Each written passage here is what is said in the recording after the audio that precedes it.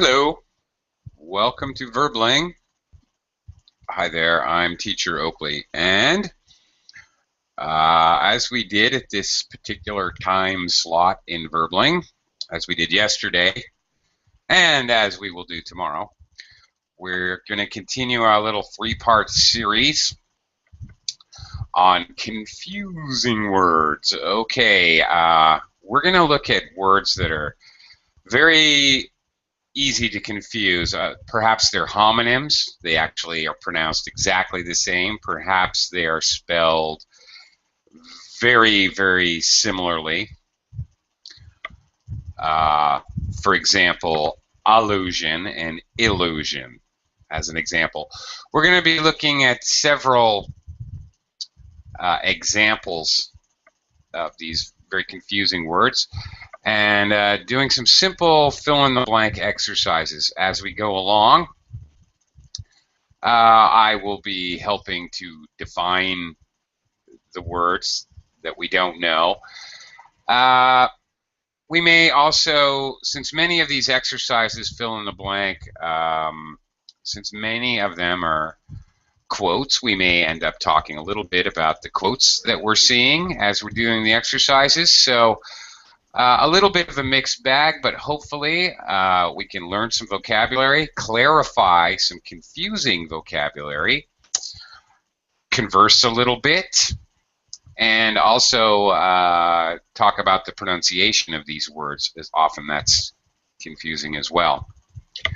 I have a gigantic list of these of these words and exercises. So anyway, should be interesting. The class yesterday was quite good, so let's take a look at these confusing words. And I'll tell you something, as a native speaker, as an American, many native speakers are confused by some of these words. Really, it's vocabulary, so any level of English speaker is going to benefit from checking this out. Hello, Luo. Yes, nice to see you again, Oakley. Likewise. How's it going? I'm doing well. Everything's smoothly these days. Yes, I'm very happy, and I think I'd like to say something about the confused word. I think the most confused word for me are accept and expect. Whenever I try to say them, it will make me think of them for a little time, you know.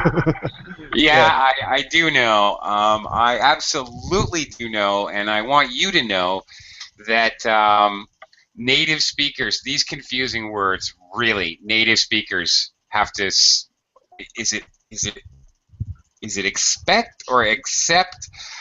Native speakers have the same problem. So I know you're a second language speaker, but the truth is, even native speakers actually would benefit from this class, quite honestly.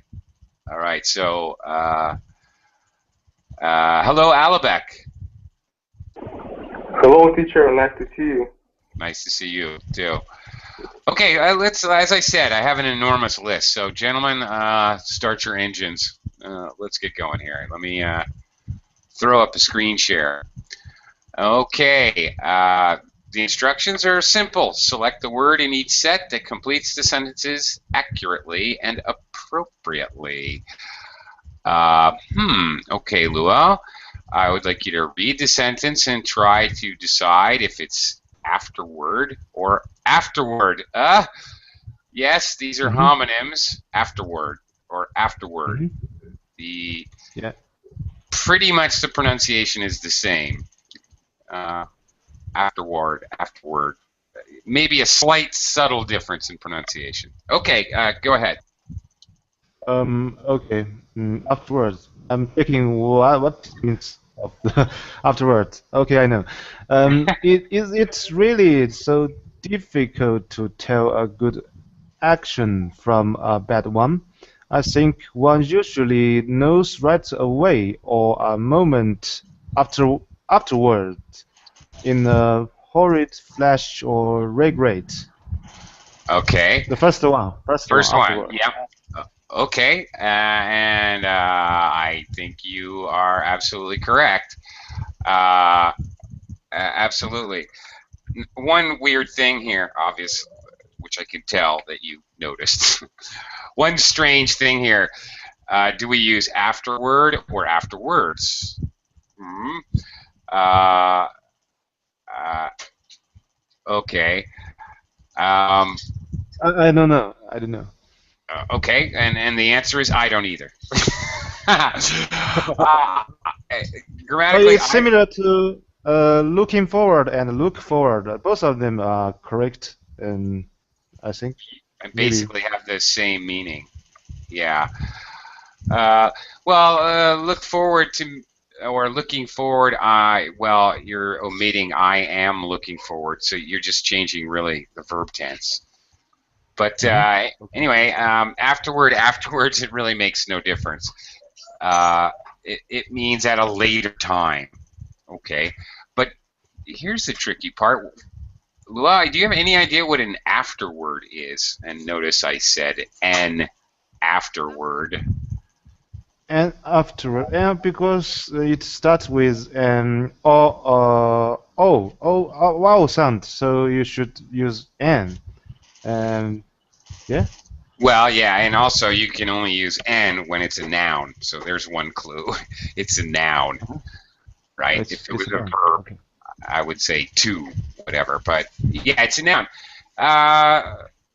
Do you have any idea what it is? It's a thing. From a dictionary. From a dictionary, it's like something. If, for example, you write a script for a movie, then you notice something down. It means afterward. Right. Okay. Very good, and that's exactly what it is. It's I don't know. It's similar to the idea of an. It's not really an epilogue, which is what happens after the story, related to the story, and it's not really like a postscript, which is an afterthought that you have when you're writing a letter. It's similar to a postscript, except for a piece of written material. Usually in an afterword, the author may talk about how he got the idea or the circumstances behind his writing this novel, poem, whatever it may be. Yeah, that's pretty much it. Very good. Okay, we'll continue in a sec. Just want to say a quick hello to Heidi. Hello. Hello. Hello. Hi, Heidi.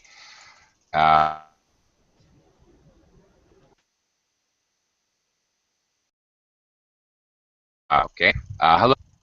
Are you texting or are you speaking? Hey there. All right. Texting. Got it. Okay. All right. And hello, Wenting. Again. Hello. Hello again. All right, ladies and gentlemen, we're going to continue now. I'm going to throw my screen share back up here, and we're going to look at these interesting but confusing words. Okay, this one is not so bad. Alabek, can you handle this one for us? Go ahead and read the sentence. Okay. Angel or angle. He looked about as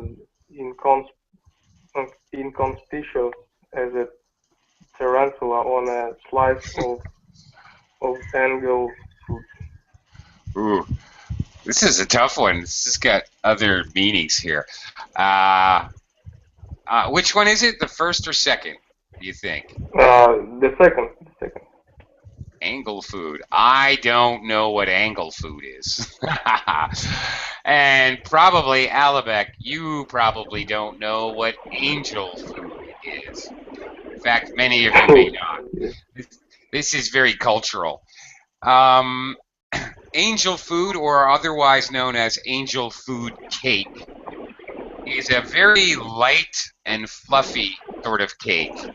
It's not heavy, it's not dense, it's full of air, so it's very fluffy. It's white cake. It's really delicious. I'm not sure how you make it, but anyway, it's a type of a cake. So Also, that's very different because this is very cultural. This is a difficult exercise. Obviously, normally an angel is okay up in the heaven. The heaven is full of angels. Okay, pure, perfect beings. All right, and an angle is a geometric term to describe how two lines meet. Alabek, Alabek, what are you doing? Are you swimming? Are you? Sounds like you're swimming and in the Verbling class at the same time. It's crazy, man. No. In a magic pipe. Something like he's going down a pipe or something. It's really crazy. Okay. Anyway, Alabek, one more thing. Inconspicuous. Big word here. Inconspicuous. Inconspicuous. That's it. Perfect. Perfect pronunciation. All right. And that word means if you're inconspicuous, then you're unnoticeable. Somebody who's inconspicuous in a crowd, you would never notice them. You would never pick them out. So this is a sarcastic remark. He's about as inconspicuous as a tarantula on a slice of angel food. In other words, he's being very sarcastic. A tarantula is a big, fat, hairy spider. And I think you would notice that on a delicate piece of white cake. You would probably notice a big, fat, black, hairy spider. So it's... Okay, I see. Okay. All right. Okay, thanks, Alabek. Heidi. All right, your turn. You hit anonymous or unanimous. Anonymous. Okay. Anonymous and anonymous. The second one is unanimous. Yeah, unanimous. Okay, very good. National Academy of Science would be unable to give a decision if asked whether the sun would rise tomorrow. Funny quote. Not anonymous, so the second one. Unanimous. Unanimous. You're getting it. You got that pronunciation. Very good. You are correct. This is a funny quote. Again, very sarcastic. Unanimous decision, one in which we all agree. If we as a class decided to do something and every single one of us agreed, it would be a unanimous decision. Anonymous, on the other hand, means unnamed. If you send in an anonymous letter, you don't sign your name. So, unnamed. So that doesn't... An anonymous decision makes really no sense because we know who they are. They're the National Academy of Sciences. Very funny. They would be unable to give a unanimous, they would not all agree if asked whether the sun would rise tomorrow. Okay, I could say the same thing about the UN, actually. Actually, I like it better with the UN. The United Nations would be unable to give a unanimous decision if asked whether the sun would rise tomorrow. Absolutely. They could not do that. All right. Next, Wenting, taking it over to you. Ardent or arduous? Ardent or arduous. Peace is not only better than war, but indefinitely more. Okay, ardent. More something. Wait. Peace is not only better than war, but infinitely, not indefinitely. Infinitely. Another confusing pair of words. Indefinitely and infinitely. Infinitely. Hugely. Infinitely. A tremendous amount more. Okay. Peace is not only better than war, but infinitely more. Well, you chose ardent, and that is wrong. Ardent is an adjective which, well, actually, these are both adjectives, but an ardent lover, for example, is very, very dedicated and very, very, well, ambitious. If you're ardent, very passionate, actually. All right, so they put a lot of energy and ambition into something. An ardent bird watcher is somebody who's very excited about bird watching, is very passionate about it. On the other hand, arduous. You know what arduous means? Wenting? Probably not. No. Okay. I just look up the dictionary. Something Yeah. you need to effort. Yes, it takes a tremendous amount of effort. All right, if you're going to roll a boulder up a hill like Sisyphus, it's an arduous labor. Okay, that's correct. Absolutely. So peace is not only better, but infinitely more arduous. It's more difficult to have peace than war. I would buy that. Thank you, George Bernard Shaw. All right, Nader, you're up. Ascent or Ascent? Oh, here we go. Another pair of homonyms. They sound exactly the same. Okay, I'll read it and you fill in the blank. That all men are equal is a proposition to which, at ordinary times, no sane human being has ever given his... Aha, ooh, I get it. One of my favorite authors, Aldous Huxley here, is assent, his approval. Very good. Exactly. Approval, assent. You give your assent for your daughter to go to the movies tonight, for example. You give your permission, your approval for somebody to do something, right? Whereas assent is the opposite of descent. Descent, going down.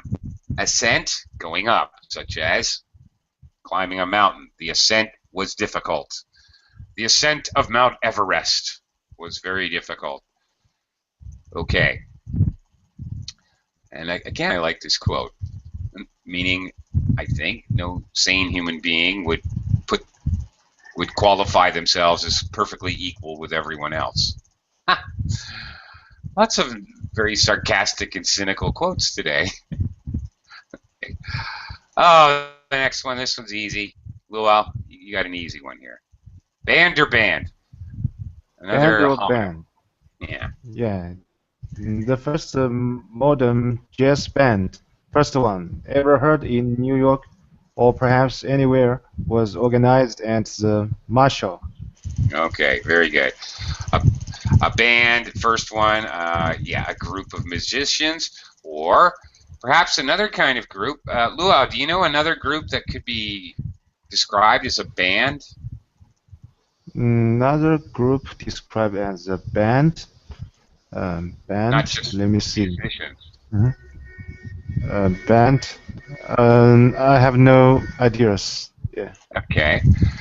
Well, there was a famous movie, A Band of Brothers, to talk about a group of army buddies. Okay. A band also, of brothers. Yeah. Also, a band of robbers is another common collocation we use with band. A robber band. A robber band. Sounds a little bit like a rubber band. Okay. We're going to end up confusing you guys even more. A rubber band. A rubber band, of course. Of course, band has another meaning. A band like a rubber band or a hair band you use to tie something up. It's a looping, closed looping structure, string or rope or something like that. Yeah, the rubber band robbers. Robber band. Okay, anyway, band. Beads. Disallowed. Okay, if something is banned, it is no longer permitted. The robber band was banned from rubber bands. Whoa! Okay. Alabek. Next one. Okay, 7. Boulder or Boulder? Perfect. There is a giant there is a giant sandstone and, about a mile north of Old Laguna on the road to Emigrate. It is 10 feet tall and 20 feet in circumference. Which one? One or two? Boulder, it's when man has no hair. No, Alabek, you silly person. No, that's Boulder. Kind of like me, since I got my hair cut. I'm balder than I used to be. Yes. That's with an A. Yes. Funny. But you have the right By idea. the way, you have a nice hair. Oh, thanks, Alabek. You're too kind, really. Thank you very much. But you have the right idea. Balder, more bald. The first one, Boulder, means more bold, more brave, more brazen. So that's just comparative, a comparative adjective. All right. So our answer here is Boulder, which is a really big rock or really big stone. Usually roughly round, because we have other words for more square, giant square or rectangular rocks. Okay. Okay, so there you go. Hedi. I'm not sure how to pronounce this either. But anyway. Anyway, Boulder, big old rock. Okay. Moving on. Okay. What about curriculum? I'm sorry? Again? Can you scroll up? I've seen the new word. There is the last word, circumference. Okay. It's 20. Okay, let's look at the whole phrase. It's 10 feet tall and 20 feet in circumference. Circumference is the outside of a circle. So if you measured a boulder and you put your measuring tape all the way around the boulder, it would equal 20 feet. So the outside of a circle. Okay. Thank you. All right. So if you measure your waist, Alabek, you're measuring your own circumference. If you know your belt size, you know your own personal circumference. Thank you. You're welcome. Okay. Hedi. Next.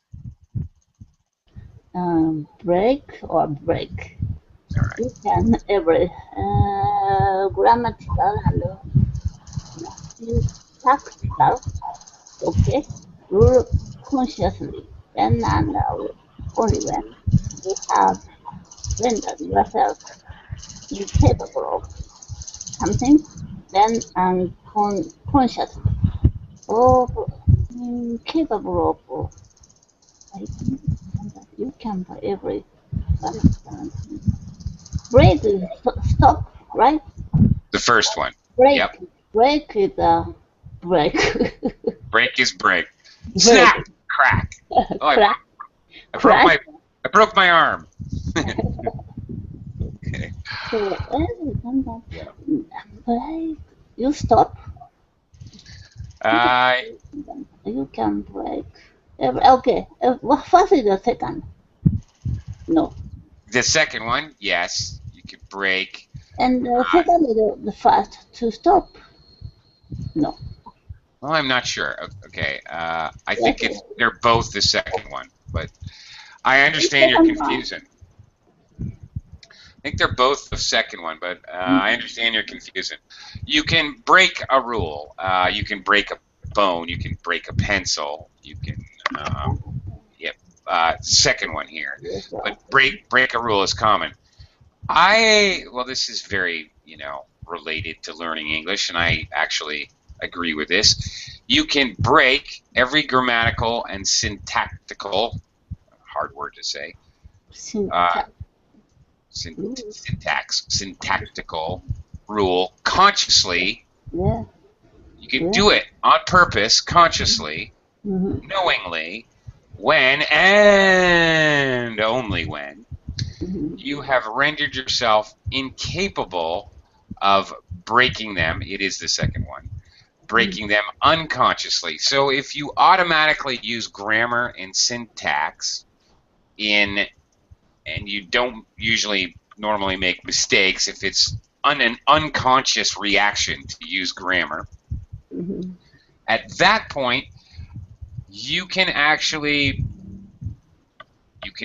break the rules because the rules have become second nature, as we say. This is very interesting, and actually, I have to tell you that that apparently somebody at IELTS read this quote, because in order to get a 9 in IELTS, which is the top band score, they follow this rule. This is exactly right. Knowing when you can break grammar and syntactical rules is basically how you get a perfect score in IELTS. But as well, you have to show that your use of grammar is basically unconscious. You don't have to think about it. It's interesting. Because now I can't speak for Japanese or Chinese or Egyptian or anything else, but in English we do definitely break grammatical and syntactical rules. Definitely. With great abandon, I may add. But, okay, I like his idea. You shouldn't do that until you know the rules as second nature. I like that. Okay. Nader. Canvas or canvas? Okay, let me read it. You can think about it. Human beings have dreams. Even dogs have dreams. But not you. You're just a machine, an imitation of life. Can a robot write a symphony? Can a robot turn a canvas into a beautiful masterpiece? 1 S or 2. Yes.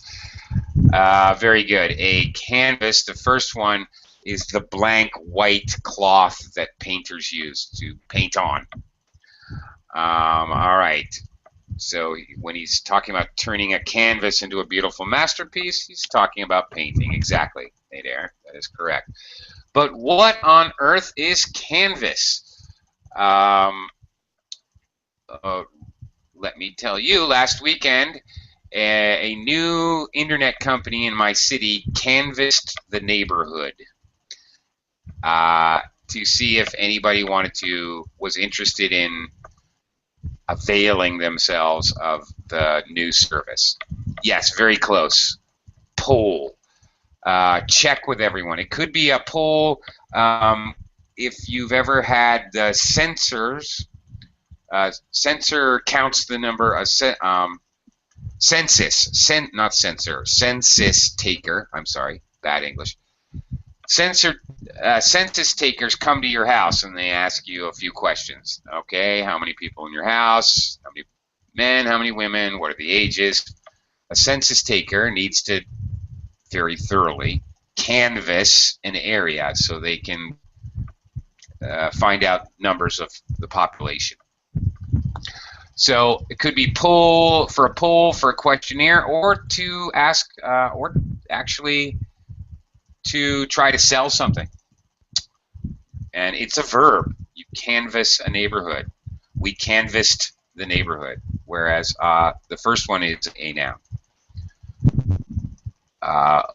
Oh, this is a tough one. Wenting. Chaff for chaff. Human males are unique. Fathers continue to regard their sons as children, even into adulthood, and sons continue to. Okay, the first one, Chaff, against what they perceive as their father's expectations of them. Very good. Now, why did you choose the first one? The first one means just makes somebody just unhappy. Sorry? What? I think the first one is similar to some make somebody just unhappy, just to fight against. Okay. All right. Well, the meaning is is really to rub. Continue to rub against in an irritating way, not in a nice way, not in a pleasant or soothing way, like you pet a cat, you rub the cat, but chafe is in an irritating or even possibly painful or damaging way.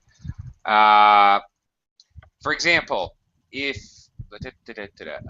you have a pair of pants that are not cut properly, all right, maybe they're too small for you, they may begin to chafe against your thighs. They rub against your thighs and they cause a rash or they cause skin irritation. Okay, so, all right, so sons continue to rub against negatively what they perceive as their father's expectations. Okay, that does make sense. Also, chafe is a verb. On the other hand, chaff. What on earth is chaff, Wenting? It's I don't know. It's something green or glasses. Grain? Yeah, you're right. I don't know what it is either, because I've never had to make flour in a primitive way, so I don't know. I buy my flour at the supermarket, but you separate the wheat seed from the chaff. It's like the outside husk that holds the seed of the grain. Same thing in rice or other rye, other types of grains, oats. So you're trying to get out, the inside is the part we eat, and then we grind it and turn it into flour. But the very outside is like the husk, the outside kind of shell, like leaves, kind of, that holds the kernel that we're going to eat eventually. And so, actually, we have an expression in English to separate the wheat from the chaff. Okay. To separate the wheat from the chaff, this is an idiom. This is a common idiom. Actually, I bet you most native speakers would not know what chaff was. I bet you most, more than 50%, would have no idea. But they would know this idiom, and they would know what it means. To separate the wheat from the chaff is to separate the good from the bad. So, for example, when I worked as a recruiter for a large company, and we would have 50 applicants every day, my job was to separate the wheat from the chaff. The chaff is worthless. You can't eat it, and it has no intrinsic value. So the wheat, however, is very valuable. So as I'm interviewing all those people, I'm separating the good possible employees from just the useless people. Okay. So there you go. Okay, Lua, coming back to you. Interesting. Childish. Childlike. Okay. All right. All right. Childish or childlike? Okay. Go ahead. The key to faking out the parents is clammy hands. It's a good non-specific symptom.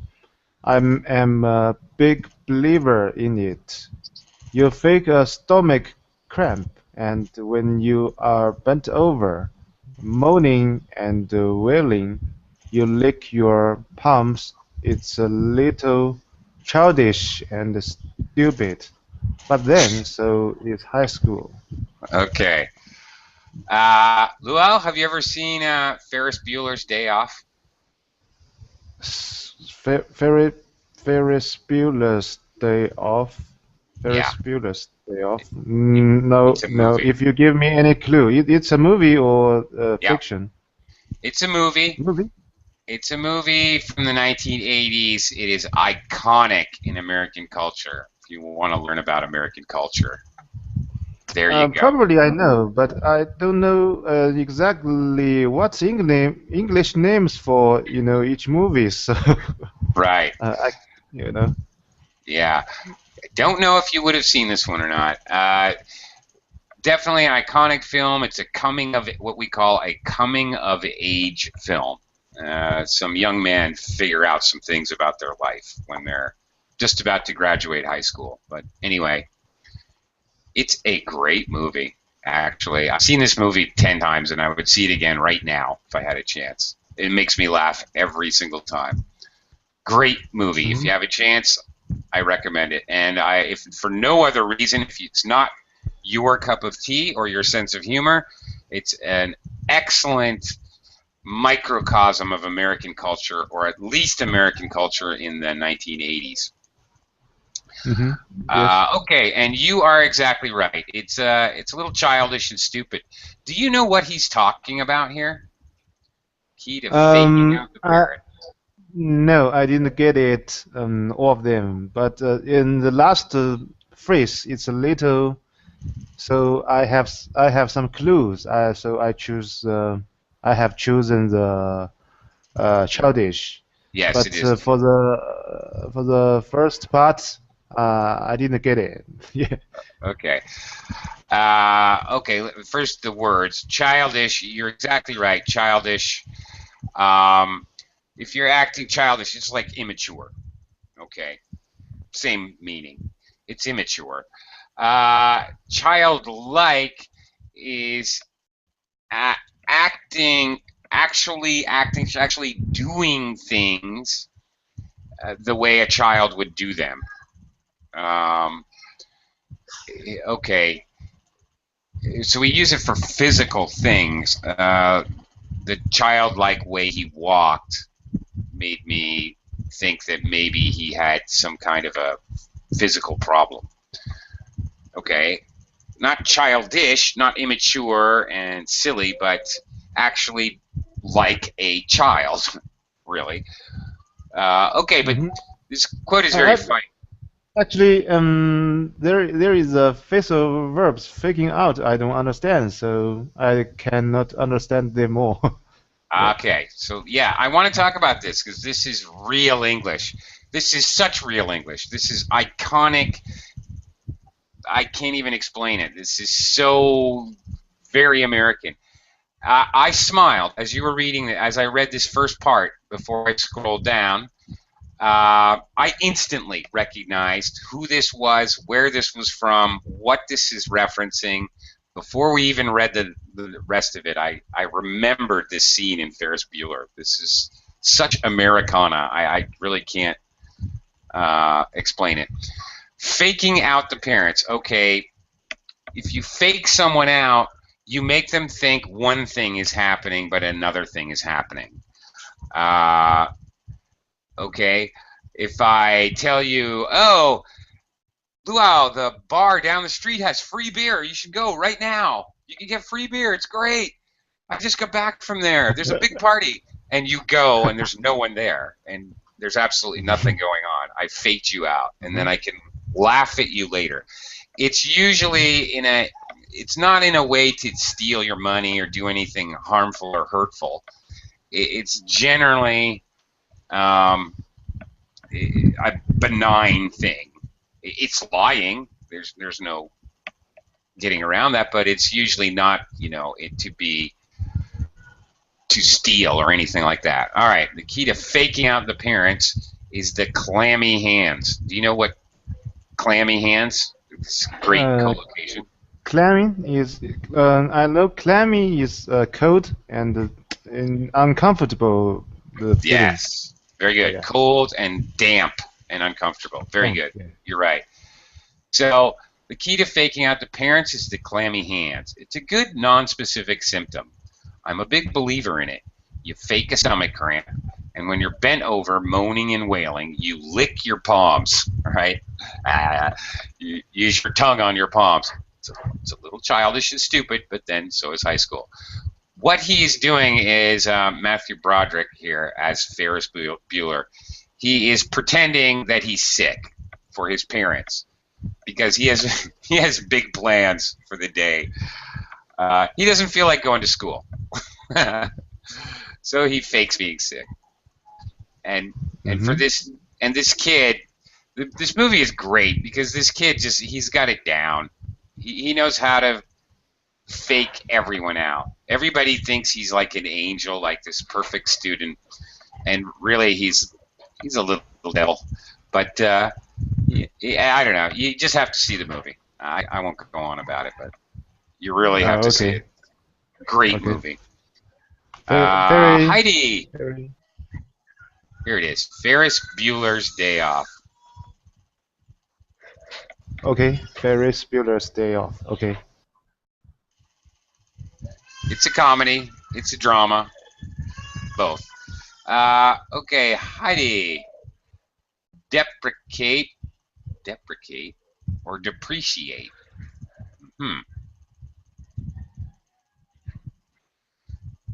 Hedi, are you there? I'm sorry, I muted. No problem. Deprecate or depreciate.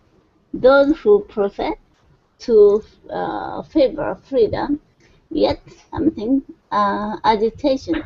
Men who want cops without plowing up the ground. So, deprecate, agitation, depreciate.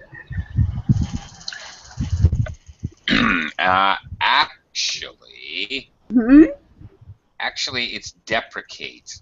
Deprecate is disagree, right? Yeah, not exactly.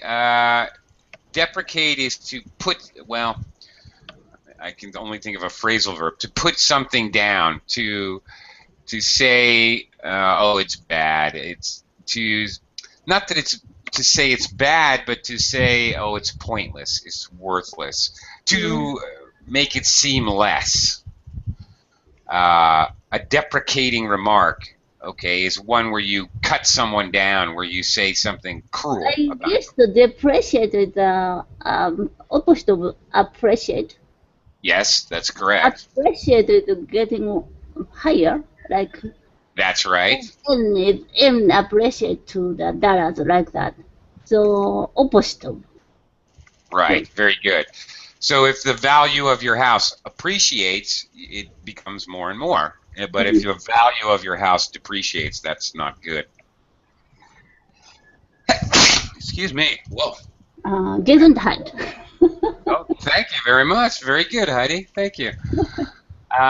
Thank you. That one snuck up on me. Okay, very good. We do use depreciate a lot in banking and economics and talking about finances. Depreciate and appreciate. So, okay. So the meaning here, those who favor freedom or profess to favor freedom, they say they favor freedom. All right. Yet they deprecate agitation. They say agitation, okay. Agitation here, he means, well, to agitate is to stir things up in a violent way. All right. Actually, the part of your washing machine that spins the clothes around is called an agitator in English. So, yet they deprecate, or they say, okay, turbulence and agitation are not good. All right, these men think they can grow crops without plowing up the ground. They can get benefits without any of the work or the sacrifice, in other words. Right. Ooh, this is a good one. Okay, Nader.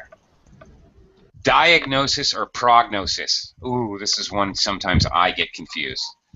Luau and I were talking before you guys joined the class, and I was saying that some of these I have to think about, and I can't remember which one is correct. Luau, this is an example of one that confuses me. Okay, Nader, diagnosis or prognosis. Okay, Political extremism involves two prime ingredients: an excessively simple beep of the world's ills. Oh yeah, I like that. And a conviction that there are identifiable villains in back of it all. Okay. Okay. I get it. You want to make a guess? Very good. You're right. Ooh, I like this quote. Political extremism is ideology taken to its extreme, and I agree with that. And in order to be an extremist, I agree with this. An excessively simple diagnosis of the world ills, a very simple view of what's right and wrong, and a conviction that there are villains. Somebody is the bad guy causing these problems. In other words, no sense of gray in reality. I like that quote. I like that a lot. Diagnosis is what a doctor does. That's why it says of ills. A diagnosis pokes you and prods you, takes a blood sample and makes you pee in a little jar, and they do some tests, and then they say, oh, it seems that you have a blood infection, you have Staphylococcus. So they diagnose specifically what is your disease, or what is your illness, or what is your problem. You've cut 2 tendons, you splintered the bone in your left tibia. Okay, that's the diagnosis. The prognosis, on the other hand, a doctor will also give you a prognosis. Actually, this is interesting. There's many words, progress, prognosticate, that have to do with the future. Okay, so the prognosis is the future diagnosis.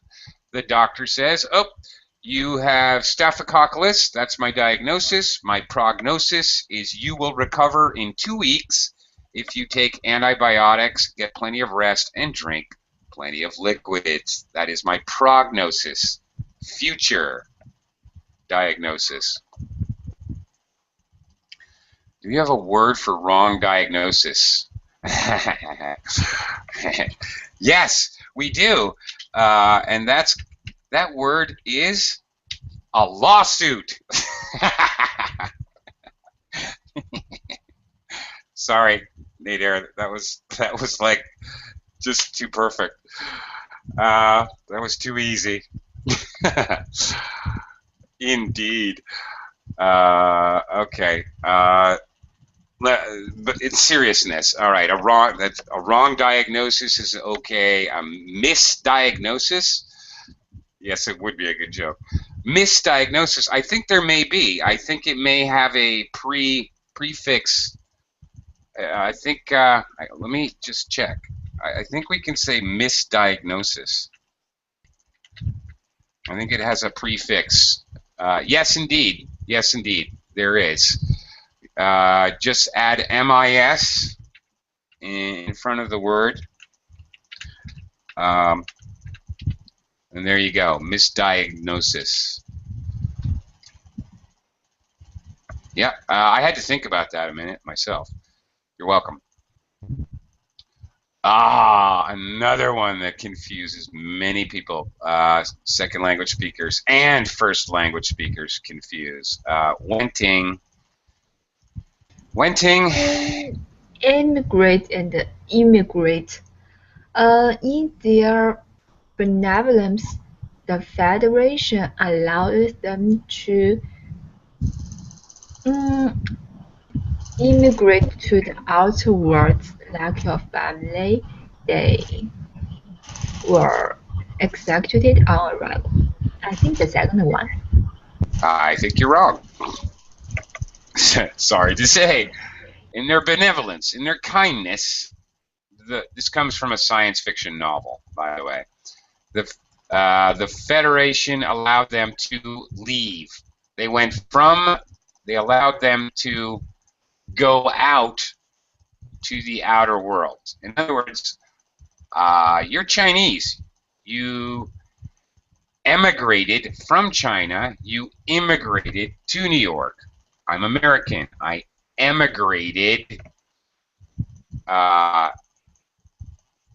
emigrated from America. I immigrated to the Philippines. Okay. And all right. That's emigrate out, immigrate in. There are many immigrants in our country. They came here. There are many people emigrating. There are many people leaving. That is the idea. Very easy to confuse. Think what I do, because it's easy for me to confuse, I think im is like in. I think I think exit or emit, to go out, x. I think exit, I in. That's my little, what is that called? My little mnemonic device, memory device. Okay, around we go again. Luo, evoke or invoke? Evoke or invoke. Good writing is supposed to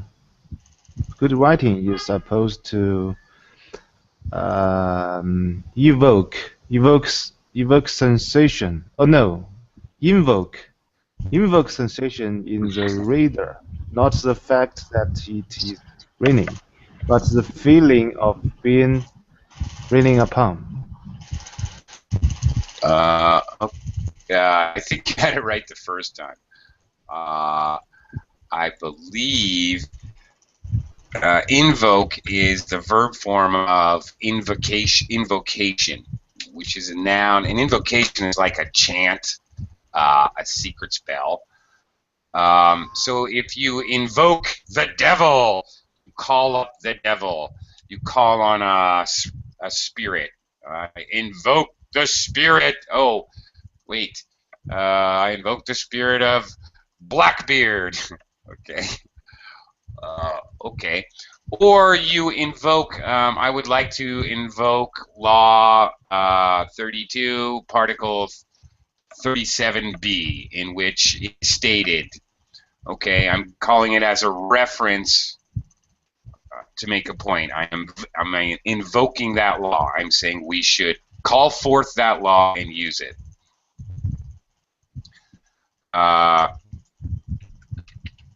Okay, so that's the idea. You evoke emotions, sensations. You cause, trigger. That's a better word. You trigger sensations or emotions in someone. We often talk about smells, evoking a memory. Okay, triggering a memory. Oh, when I smell pumpkin pie, I remember my grandmother's house, for example. It evokes a memory of my grandmother's house. Okay. Heidi. Oh boy. Another tough one. Extort or extort? Or extort. Come, I don't think it's right that you should money from the college. Extort. Extort. Yeah. Yes, you're correct. Very good. Okay. Wenting. The last one was evoke. The first one, evoke. You trigger emotions or sensations. Invoke. You call upon something. A spirit. You call upon a law. I'd like to invoke Article 53 of the Constitution, which says all citizens are allowed to congregate. Okay, people invoke documents or laws in a court of law, for example. They call them forth to use them so that the law can be used. Or you can invoke a demon or something. Next one, Heidi, you're right. I don't think it's right that you should extort. Extort money. Extort. Yeah, you extort money. You ask for money in exchange for silence. It's basically blackmail. Blackmail, extortion. Blackmail is the noun, and extortion is the noun, basically, and so the verb is extort. You could easily substitute blackmail money from the college. Extort being much more formal, of course. Exhort, but what the heck does exhort mean? Recommend? Encourage. Yeah, that's good. Very good. Yes, you're absolutely right. Strongly recommend, or strongly advise. Recommend and advise, a very strong way. I exhort you to turn back. This can only end in agony. Okay. Yes, you're absolutely right. In a very strong form. And of course, again, quite formal. Okay. Ooh, I really want to get to the next one. Okay. Nader. Garnish. Okay. Garner or garnish. We garnish our treasury, our treasures, our jewels so bright, and we worship our idols of clay. I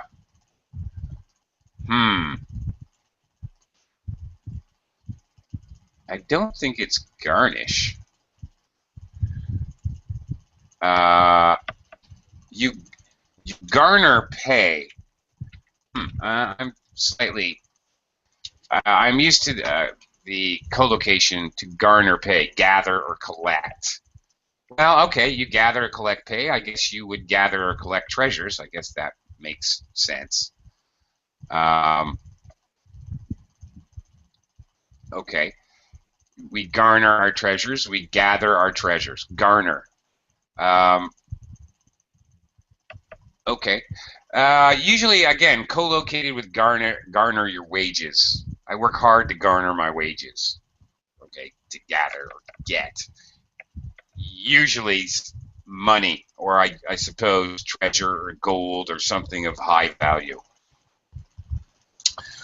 Garnish is to make something look pretty. Usually we use it for food. Okay, put a little sprig of parsley and a pretty little lemon wedge. Yeah, garnish for food.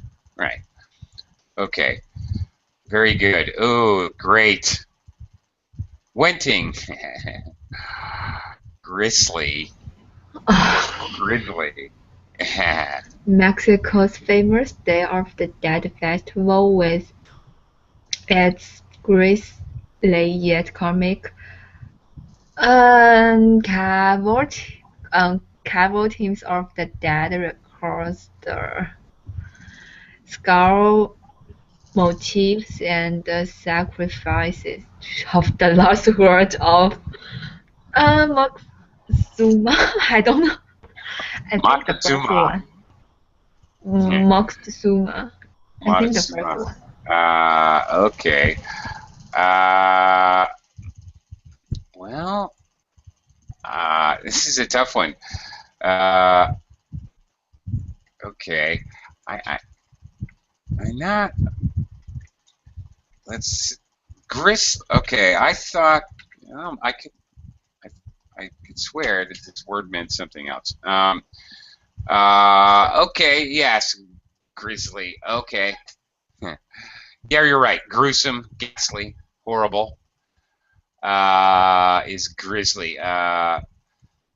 We often say, okay, a grisly accident. Okay, I get it now. A grisly accident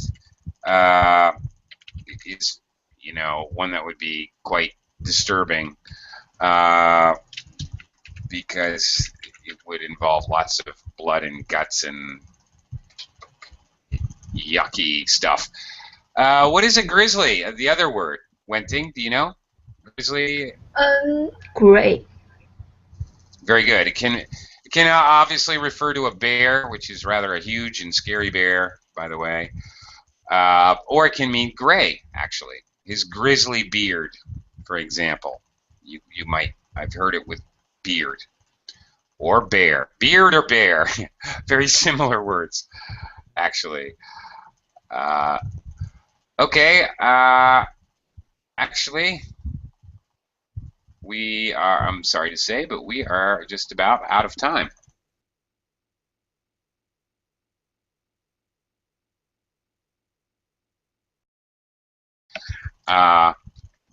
Hopefully you have learned a little bit of new vocabulary. So many new words. Yeah, I know, and there's a ton more where they came from on the sheets. They could do a lot of classes with this. But anyway, thank you very much, and I hope you learned a little something. I'll see you next time. Thank you very much. Goodbye. All right. Bye for now. Thank you, Bob.